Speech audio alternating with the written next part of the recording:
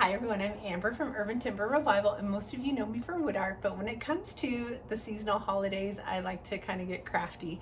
So this past Christmas, I learned for the first time how to do a decoupage, and I thought I would try it again for Valentine's Day, incorporating some of the tips and feedback I got from you guys. So I found these little wood hearts, I'm showing you the back right now, at the local Dollar Tree, and I gave it another whirl. Follow along. So when I was at Dollar Tree, I saw a lot of wood items for Valentine's Day, but I decided just to start with these hearts. So the first step I did was I painted the heart white, and I actually had a second one I left natural. Next at Dollar Tree, they also had this tissue paper. So one thing I learned from your all's feedback is that if you're using tissue paper or a napkin, make sure you take just one layer.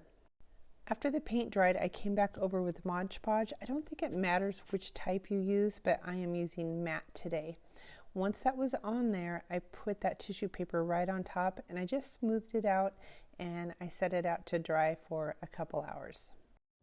Next, I needed to trim down this tissue paper, so I kind of ripped off the edges, and you could go in with some scissors or possibly a big sanding sponge and get that off. But I was taught the easiest way to do this is just to light it on fire.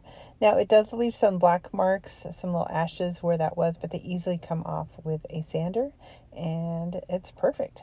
Now at this point, if you wanted, you could embellish more with some glitter or some other things, but this tissue paper was pretty basic, so I left it as is, and I just put a good top coat of Mod Podge right on top. All right, so those turned out pretty cute, and as I noted in the video, I tried it two different ways.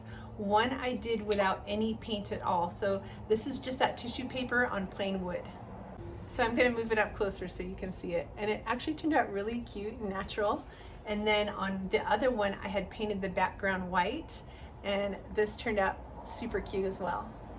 So I'm just going to add these to a seasonal tray I have up in my living room for Valentine's Day, just for a little touch. I don't over decorate for Valentine's Day, but it's always fun to have something sweet up there. So, all right, before I signed off, I want to show what these look like in natural light. That is the wood version, and the painted versions over here. I'm not sure which one I like better.